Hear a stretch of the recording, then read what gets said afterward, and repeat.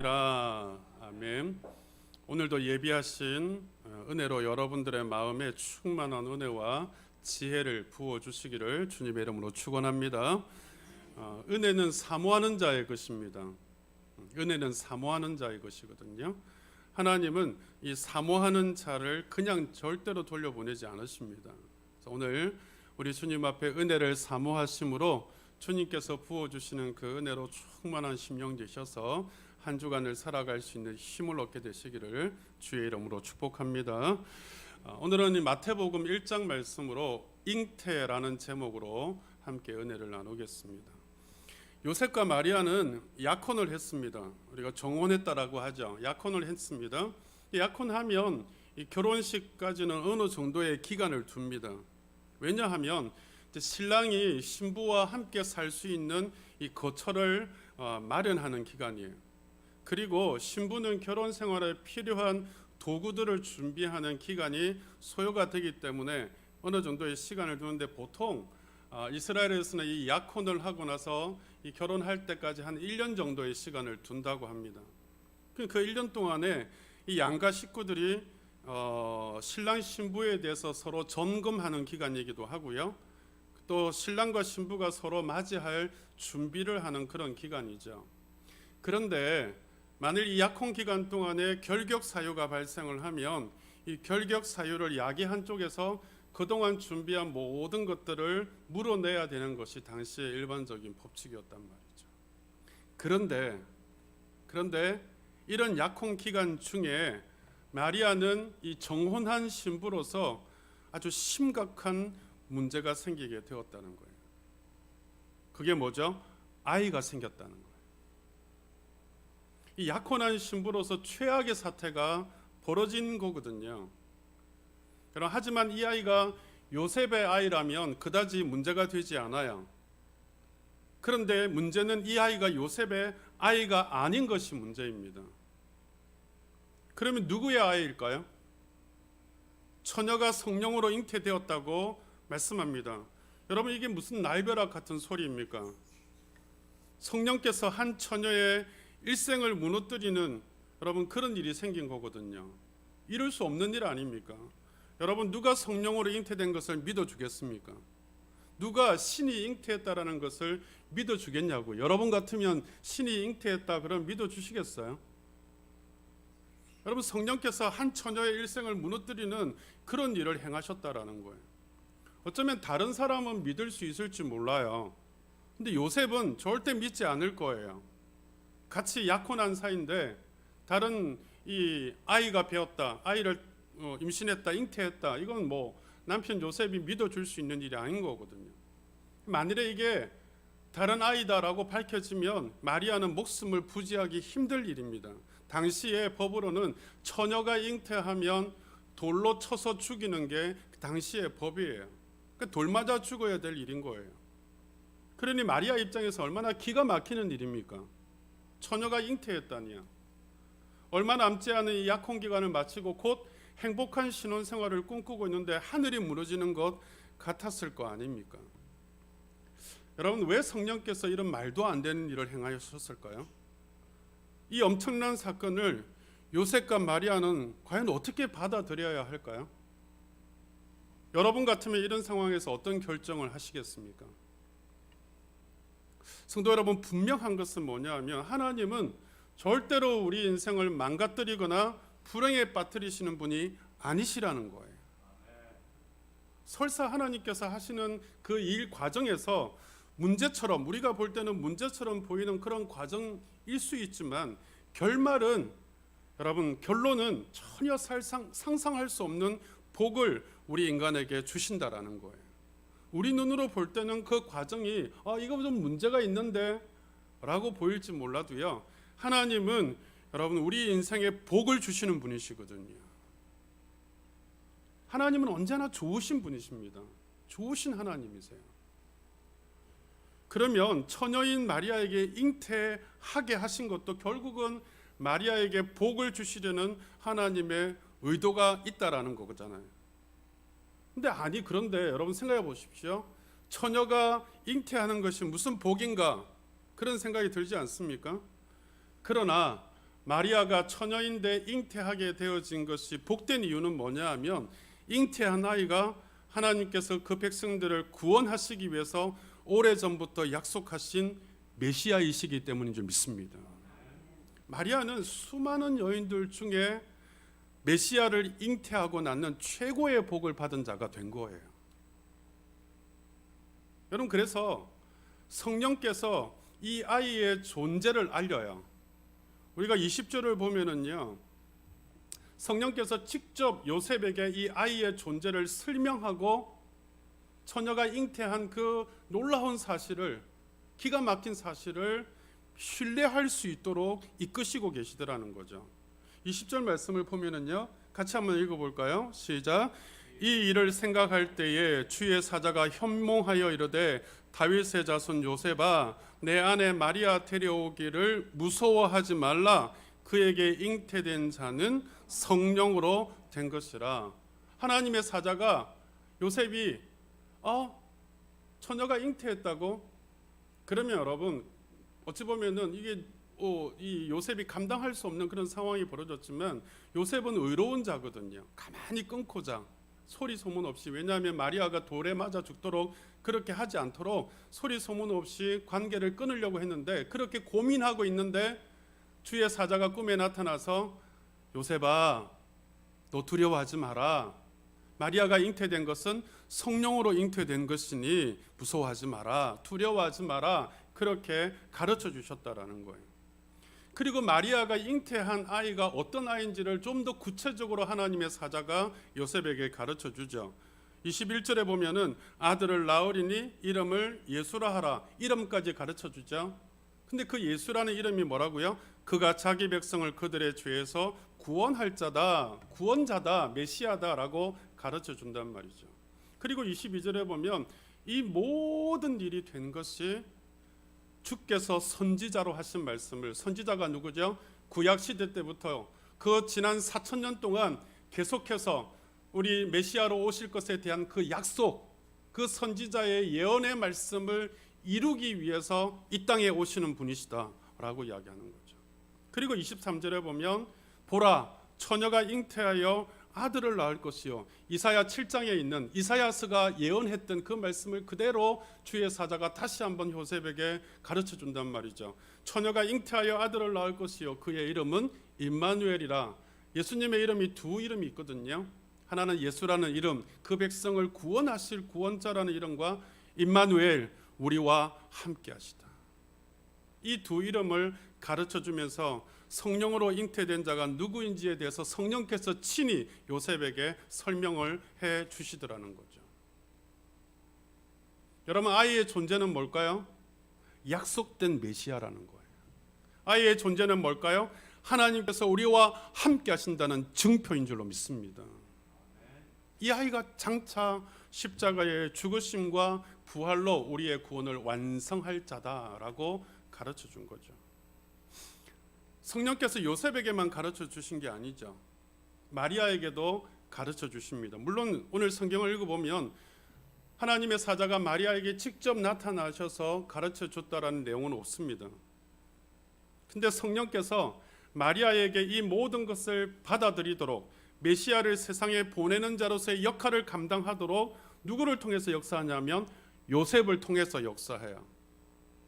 여러분, 성령께서 친히 여러분 역사하실 때도 있지만 사람을 통해서 역사하십니다.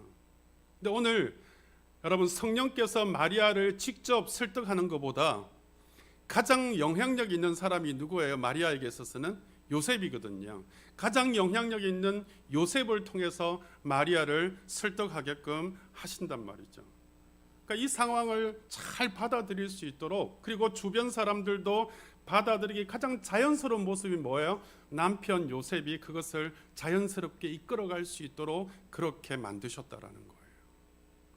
그래서 24절에 보면은요, 요셉이 잠에서 깨어 일어나 꿈을 꾸고 난 뒤에 일어나서 뭐라고 이야기하냐면 주의 사자의 분부대로 행하여 그의 아내를 데려왔다 그래요.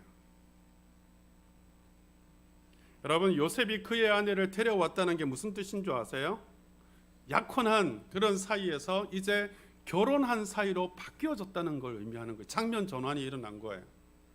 여러분, 이 말은 결혼식을 치르고 아내를 데리고 와서 신혼생활을 시작했다라는 의미가 담겨 있는, 그게 마리아를 데려왔다는 뜻이에요. 그러니까 요셉을 통해서 성령님이 하시는 일을 마리아가 들었겠어요, 안 들었겠어요? 자기가 꿈꾼 걸 마리아에게 다 설명한 거예요. 내가 꿈을 꿨는데 하나님의 사자가 나타나서 아이를 낳을 것인데 성령으로 태어나게 하시고 그 이름은 예수고 그 이름은 임마누엘이다라고 가르쳐 주셨다고. 그러니 마리아야, 걱정하지 말고 나와 함께 결혼식을 올리자, 그리고 나와 함께 신혼생활을 같이 시작하자라고 요셉을 통해서 마리아에게 설명하게 하셨다는 거예요. 얼마나 자연스러워요. 또 요셉이요, 마리아요, 이 요셉과 마리아만 설득하시는 게 아니에요. 예수님이 태어나시기까지 모든 과정을 누가 주관하시죠? 하나님께서 주관하시더라는 거예요. 그래서 25절 마지막 절을 보면요, 아들을 낳기까지 동침하지 아니하더니 나음의 이름을 예수라 하니라라고 말씀하잖아요. 무슨 말이에요? 요셉이 마리아와 결혼을 했지만, 신혼생활을 시작했지만 인간적인 정식적인 부부의 관계를 가지지 않고 예수님이 탄생하시기까지 순결함을 유지하게끔 성령께서 요셉과 마리아의 마음을 이끌어 주셨다는 뜻이에요.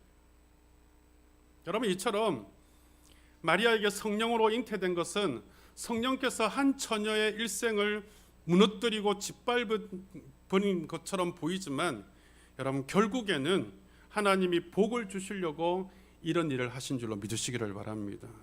어떤 복이요? 여러분, 그 수많은 여인들 중에서 메시아를 잉태하고 메시아를 탄생하게끔 하는, 이 역사 속에 메시아가 들어오실 수 있도록 중요한 역할을 하는 그런 놀라운 복을 받게끔 마리아에게 역사하셨다는 사실이에요. 여러분, 우리도 살다 보면 가끔씩 이해할 수 없는, 도저히 받아들이기 힘든 그런 현상을 만날 때가 있습니다. 나를 통해서 하나님의 뜻이 이루어진다라고 하는데, 나를 통해서 하나님의 계획이 이루어진다고 하는데 내가 받아들이는 것이 쉽지가 않은 거예요. 그래서 이 과정 속에서 심한 시험을 겪거나 심한 혼란을 겪거나 심지어는 원망과 불평을 하고 좌절까지 하는 그런 경우들도 일어나요. 그러면서 여러분, 우리가 생각해 봐야 될 것은 여러분들 속에도 그런 일들이 일어날 수 있다라는 거예요. 하나님의 뜻이 이루어지는, 그 하나님의 계획이 이루어지는, 하나님의 그 역사들이 이루어지는데 내가 받아들일 수 없는, 내가 이해할 수 없는 그런 일들도 있다라는 거예요. 지금 이 자리에 있는 분들 중에 그런 분들이 있으실 거예요. 하나님의 뜻이 이루어지는데 왜 나냐? 왜 내가 이런 어려움을 당해야 되느냐 하는 분들이 있을 수 있단 말이에요. 왜 나야? 왜 내가 해야 돼? 왜 나냐? 마리아도 결혼 안 한 여자, 정혼 안 한 여자도 있는데 왜 나입니까? 그런 깊은 고민을 하지 않았겠어요? 근데 그런 고민과 고뇌가 얼마나 어마어마했을 거라는 거 한번 짐작을 해보세요. 성령으로 잉태되었다라는 말을 듣긴 했지만 왜 나일까? 다른 많은 사람들도 있는데 왜 나일까? 왜 내가 잉태해야 되는가? 이런 깊은 고민과 고뇌가 있지 않았겠어요? 그러나 마리아는 아버지의 뜻을 이루기 위해서 그 고민과 고뇌를 다 감당을 하고, 더 나아가 돌맞아 죽을지라도 내가 그 하나님의 뜻을 이루는데 헌신하기로 결정하더라는 거죠. 받아들이기 쉽지 않지만, 정말 고민되어지고 고뇌가 되어지는 일이지만 아버지의 뜻이라면 내가 그것을 수납하겠습니다. 여러분, 그래서 누가복음 1장 38절에 마리아가 뭐라고 고백해요? 마리아가 이르되 주의 여종이오니 말씀대로 내게 이루어지이다. 주의 여종이오니가 무슨 뜻이에요? 당신의 종이오니, 하나님, 나는 당신의 사람이오니 하나님이 말씀하신 대로 내게 이루어질 수 있게 하옵소서. 내가 수납하겠습니다. 하나님의 놀라운 계시가, 하나님의 놀라운 뜻이 하나님 나를 통해서 이루시고자 하면 하나님 내가 그걸 수납하겠습니다. 받아들이겠습니다. 하고 결단하는 거예요. 지금은 도저히 감당할 수 없는 힘든 일이지만 그러나 죽을지라도 내가 이 일을 헌신하겠습니다 하고 마리아가 수납했기 때문에 주님께서 이 땅에 오실 수 있으셨다라는 거예요. 성도 여러분, 우리는 이것을 분명히 기억하셔야 돼요. 하나님은 하나님의 뜻을 이루기 위해서는 우리의 헌신을 사용하신다는 거예요.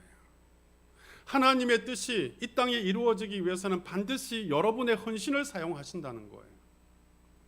이 헌신의 결과는 뭐죠? 여러분, 이 처녀가 잉태하여서 돌맞아 죽는 결과가 아니죠. 이 헌신의 결과는 하나님이 복을 주신다는 거예요. 우리가 정말 감당하기 힘들어도 하나님의 뜻을 이루는 일에 헌신하기만 하면 하나님께서 우리에게 놀라운 은혜와 복을 부어주신다는 거예요. 이게 하나님의 결과입니다. 여러분, 그리고 우리가 이런 하나님의 뜻을 이루기 위해서 헌신을 할 때는요, 그래서 믿음의 시각이 필요한 거예요. 우리 인간적인 눈으로 볼 때는 감당하기 힘들고 너무나 깊은 고뇌와 고민 속에 빠지고 심지어는 절망하기도 하는 그런 상황이 우리 가운데 주어진다 할 때에 그래도 하나님이 함께 하시고 도와주시고 이끌어 주신다는 믿음의 시각을 가져야 우리는 주의 뜻을 헌신할 수 있는 줄로 믿습니다. 그리고 하나님의 이 뜻을 이루기 위해서 헌신을 할 때는요, 끝까지 인내하겠다는 마음이 있으셔야 돼요. 끝까지. 하나님이 나를 통해서 이루고자 하는 곳까지 끝까지 가셔야 돼요. 만일 요셉과 마리아가 여러분 이 잉태하고 출산할 때까지 견디지 못하고 끝까지 기다리지 않았다라면요, 예수님이 이 땅에 오실 수 있으셨을까요? 여러분, 하나님이 원하시는 그 일이 맞춰질 때 여러분 그때 하나님의 역사가 일어난 줄 믿으시기를 바랍니다. 근데 우리는 그걸 기다리지를 못해요. 하나님, 지금 복이 필요해요. 내 눈에 보이는 이 어려움이 아니라 지금 나에게 주어지는 복이 필요해요 라고 이야기하면서 우리는 끝까지 인내하지 못합니다. 그러니까 주의 뜻을 이루는데 끝까지 헌신하지를 못하는 거예요. 그래서 하나님은 우리의 전 삶의 과정에 임마누엘 하신다는 믿음을 가지셔야 돼요. 우리의 전 삶에 함께 하시고 계신다는 이 분명한 믿음이 있으실 때에 여러분 힘이 들고 어렵고 또 견딜 수 없는 그런 상황 가운데 있다 하더라도 이겨낼 수 있는 힘을 얻게 되는 거거든요. 여러분, 하나님은 절대로 여러분을 떠나지 않으시는 줄 믿으시기를 바랍니다. 하나님은 절대로 어떤 상황에도 여러분을 버리지 않으시는 줄 믿습니다. 그래서 하나님 우리를 사랑하시는데 그 사랑에서 끊을 수 있는 것이 아무것도 없다라고 로마서 8장에 분명히 말씀하시잖아요. 우리를 그리스도의 사랑에서 끊을 수 있는 것이 무엇이 있다고 말씀하십니까? 여러분, 천사도 생명도 죽음도 어떤 권세도 하나님의 사랑에서 우리를 끊을 수 있는 것은 없다라고 분명히 말씀하잖아요. 하나님은 끝까지 우리가 헌신하고 나아가면 하나님은 끝까지 우리를 도우시고 우리와 함께 하시는 줄 믿으시기를 바랍니다. 그러므로 여러분, 오늘 이 잉태한 마리아처럼 하나님께서 나를 쓰시겠다 할 때에 비록 고민되어지고 비록 번뇌하고 비록 또 어떤 절망하는 마음이 생길지라도 여러분, 하나님이 나를 쓰시는 것에 대해서 기쁘게 여기고 감사하시기를 바랍니다. 하나님이 나를 통해서 일하심을 기뻐하셔야 돼요. 여러분, 요셉과 마리아가 하나님이 자신을 향하여서 이 일을 이루심을 기뻐했기 때문에 요셉이 어떻게 해요? 마리아를 데려갔더라. 약혼한 처녀가 잉태했지만 여러분 그것을 수납하고 그대로 결혼하고 신혼생활을 시작하는 이 요셉의 마음을 한번 생각해 보십시오. 기뻐했기 때문에 그 일을 하는 거예요. 마지못해서가 아니에요. 오늘 저와 여러분도 주님께서 여러분을 통하여서 이루실 어떤 일들에 대해서 헌신을 요구하실 때 여러분 기뻐함으로 감당하시기를 주의 이름으로 축원합니다. 여러분, 요셉과 마리아가 기쁘게 헌신하니까 기적이 일어나잖아요. 기쁘게 헌신하니까 메시아로 구원자로 오시는 주님께서 이 땅에 우리를 구원하시고자 오시는 놀라운 영광의 역사가 시작되어진 줄 믿습니다. 여러분, 어찌 보면 예수님의 구원의 역사는요, 이 마리아와 요셉의 헌신으로부터 시작되어진 거예요. 헌신은 뭘까요? 행동입니다. 아멘으로 수납하고 내가 그렇게 해야지라고 생각으로 끝나는 것이 아니라 그렇게 받아들인 그대로 행동으로 옮기더라는 거죠. 헌신은 마땅히 여기고 기쁘게 여기고 행동하는 거예요. 요셉과 마리아가 기쁘게 헌신함이 결국 예수님의 탄생, 메시아의 오심이 된 줄 믿으시기를 바랍니다. 여러분, 오늘 우리도 비록 힘들고 어려운 삶이 우리 삶에 있습니다. 그러나 주께서 우리에게 주의 뜻을 이루고자 맡겨주신 주의 일들이 있으실 거예요. 우리의 일상 속에서의 삶이든 아니면 교회에 어떤 예배를 드리거나 아니면 교회를 섬기는 일 속에 우리에게 헌신을 요구하시든, 여러분, 하나님께서 하나님의 뜻을 이루고자 우리에게 헌신을 요구하신다면 끝까지 헌신하시기를 바랍니다. 그러면 반드시 하나님께서 마지막에 복을 주실 줄 믿으시기를 바랍니다. 새해 2022년도 이제 불과 여러분 11일, 12일 정도밖에 남지 않았습니다. 2022년도가 시작되어지면 우리가 헌신하기로 결정하시고요, 그리고 마땅히 기쁨으로 행동하는 헌신으로 나아가면 우리의 신앙도 부흥되어지고 우리의 교회도 부흥되어지고 하나님의 놀라운 축복의 역사도 일어나게 될 줄 믿으시기를 바랍니다. 이제 이번 주간 우리가 성탄을 맞이하면서 하나님, 내가 결단합니다. 마리아처럼 요셉처럼 하나님의 뜻을 기쁘게 이루어드리기로 작정하고 귀한 헌신자들로 세워지는 우리 함께하는 교회 모든 성도들 되시기를 주님의 이름으로 축원합니다. 한번 따라 하십시다. 성탄하신 주님, 그 주님 앞에 기쁘게 헌신하겠습니다. 우리 마음에 다짐하고 이번 한 주간 성탄을 기다리는 복된 한 주간 되시기를 주님의 이름으로 축원합니다. 우리 찬양 드리고 주님 앞에 기도하겠습니다. 오늘 내게 부어주신 그 주님의 사랑이 얼마나 크고 놀라운지를 깨닫게 하여 주시고, 내가 주님 앞에 죄 사함 받고 구원의 은혜를 받은 그 놀라운 은혜를 기억하고, 주님, 내가 다 표현하지 못해도, 다 고백하지 못해도 이제는 더 주님 앞에 표현하고 고백하는 하나님의 사람 되겠습니다. 주님 앞에 결단하시면서 이 찬양 드립시다.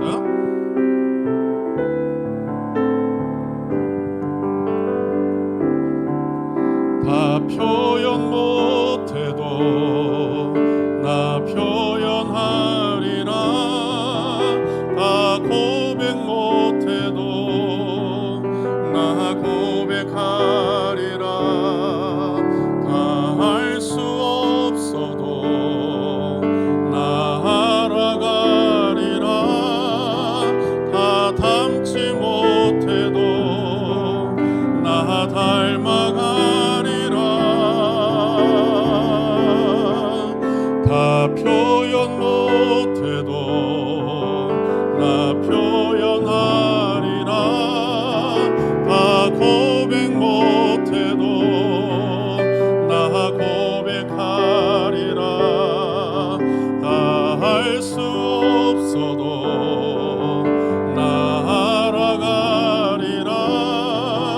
다 닮지 못해도 나 닮아가리라. 그 사랑 얼마나 아름다운지, 그 사랑 얼마나 날 부욕해 하는지, 그 사랑 얼마나 크고 놀라운지를, 그 사랑 얼마나 나를 감격하게 하. 우리 주님 앞에 결단하는 마음으로 다 표현 못해도, 다 표현 못해도 나 표현하리라. 다 고백 못해도 나 고백하리라. 다 할 수 없어도 나 알아가리라. 다 닮지 못해도 나 닮아가리라. 다 표현 못해도 나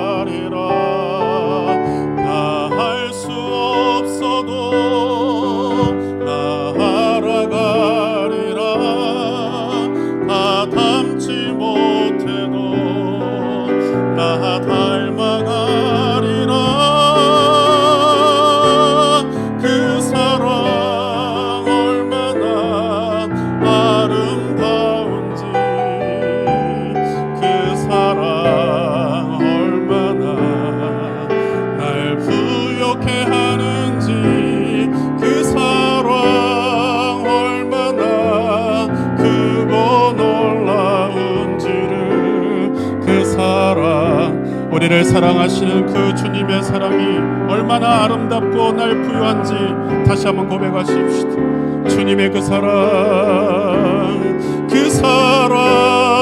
얼마나 아름다운지, 그 사랑 얼마나 날 부욕해 하는지, 그 사랑 얼마나 크고 놀라운지를, 그 사랑 얼마나 나를 감격하게 하는지.